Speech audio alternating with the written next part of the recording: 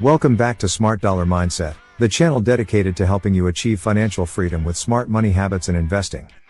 Today, we're tackling a topic that's often overlooked but absolutely essential if you want to build lasting wealth: asset allocation. A lot of people talk about investing in the stock market, real estate, or bonds, but very few stop to ask, how should I split my money among all these different options? That's exactly what asset allocation is about: finding the right mix of investments to balance risk, reward, and your personal goals. In this video, we're going to break it all down step by step. We'll explain what asset allocation is, why it matters more than almost any single investment decision you'll ever make, and how you can create your own personalized allocation that grows with you over time.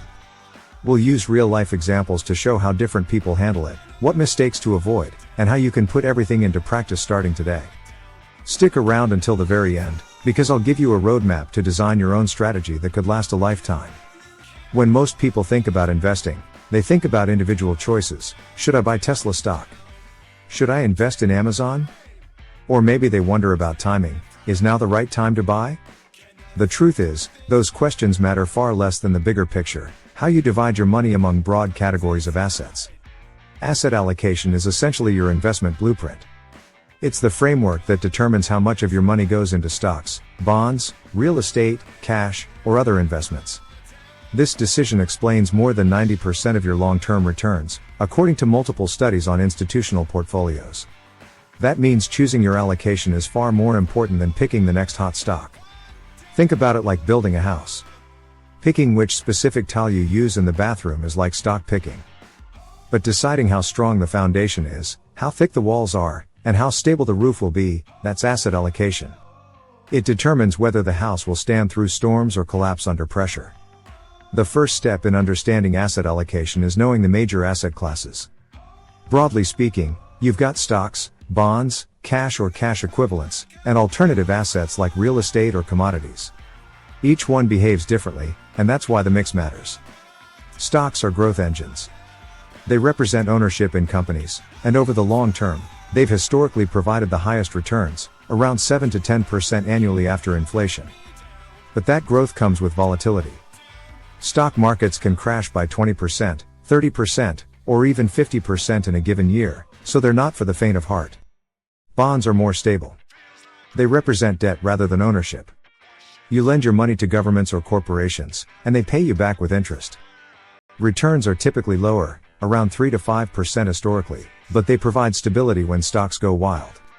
Cash and equivalents, like savings accounts or short-term treasury bills, offer safety and liquidity, but they barely outpace inflation. They're useful for emergencies and short-term needs but terrible for building wealth over decades. Then there are alternatives like real estate, commodities, or even newer assets like crypto. Real estate can provide steady rental income and appreciation. Commodities like gold or oil can protect against inflation. These aren't always necessary for beginners, but they can play a role in advanced portfolios. Now, here's where asset allocation gets exciting. It's not about choosing one over the other. It's about how you combine them. That's where diversification comes in. Diversification simply means not putting all your eggs in one basket. If one asset struggles, another can balance it out. For example, during the 2008 financial crisis, stocks fell dramatically, some indexes lost more than 50%. But high-quality government bonds actually went up as investors fled to safety. If you had a mix of both, your portfolio wouldn't have dropped as drastically. That's the power of diversification, and asset allocation is essentially diversification at the highest level. So how do you decide what your allocation should be? This is where your personal goals and risk tolerance come in. Asset allocation is not one size fits all. What works for a 25-year-old just starting their career won't work for a 65-year-old about to retire. One classic rule of thumb is the 110 minus your age formula. Subtract your age from 110, and that's the percentage you might keep in stocks. For example, if you're 30 years old, 110 to 30 equals 80. That means 80% in stocks, 20% in bonds and other assets. If you're 60, that would be 50% in stocks and 50% in bonds. It's not perfect, but it illustrates how your allocation should shift as you get older and need more stability. Another approach is the 3-bucket strategy. The first bucket is for short-term needs, cash and low-risk bonds for the next 1 to 3 years. The second bucket is for medium-term goals, moderate risk investments like balanced funds. The third bucket is for long-term growth, stocks, real estate, and higher risk assets. This structure helps ensure you never have to sell long-term assets during a downturn just to pay your bills. Let's look at a real-life example. Imagine two investors, Mike and Laura. Mike is 25 years old, single, and has no dependents. He's got decades until retirement and can stomach big swings in the market. His ideal allocation might be 90% stocks, 10% bonds. Laura, on the other hand, is 55 years old and wants to retire in 10 years. She can't afford to lose half her portfolio in a crash right before she needs it. Her allocation might be 60% stocks, 30% bonds, and 10% cash. Both investors are making smart choices, but in very different ways. The key is that their allocation matches their timeline, goals, and risk tolerance. A common mistake people make is ignoring asset allocation altogether. They dump all their money into whatever feels exciting at the time. Maybe it's tech stocks, maybe it's crypto, maybe it's real estate, and then they're shocked when the market turns against them. Others spread money randomly without thinking about the balance. Both strategies are recipes for stress and potential financial disaster. Another mistake is failing to rebalance. Even if you set a perfect allocation today, the market won't keep it balanced for you.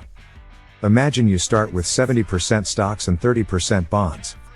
If stocks go up a lot, you might suddenly have 80% stocks and 20% bonds. That exposes you to more risk than you planned.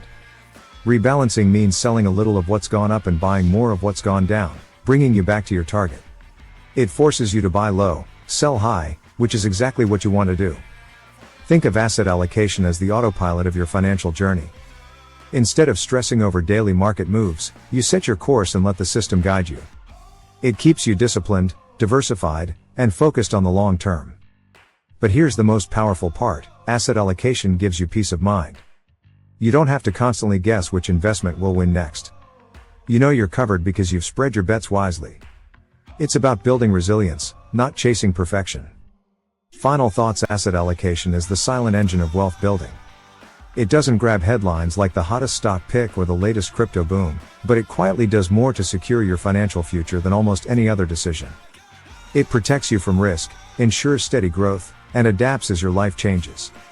Whether you're just starting your career, raising a family, or planning retirement, your allocation can evolve with you. The biggest takeaway is this: don't ignore the big picture. Stop focusing only on individual investments and start thinking about how your entire portfolio works together. That's what wealthy people do differently. They think in systems, not single bets. If you're serious about financial freedom, commit to designing your own allocation. Start simple, maybe 80% stocks, 20% bonds if you're young. Or 60-40 if you're closer to retirement. Automate your contributions. Rebalance once or twice a year. Over time, you'll realize that wealth isn't built through luck or guessing the next big trend. It's built through discipline, diversification, and patience. And remember this: every dollar you earn is an opportunity. You can either let it slip through your fingers or put it to work in a balanced system that compounds into freedom. The choice is always yours. Thank you for watching Smart Dollar Mindset. If you found this video valuable, subscribe to the channel, hit the like button, and share it with someone who wants to understand how to truly grow wealth. This channel is here to guide you through smart money habits, investing strategies, and the mindset shifts that lead to real financial independence. Stay tuned, because we're just getting started.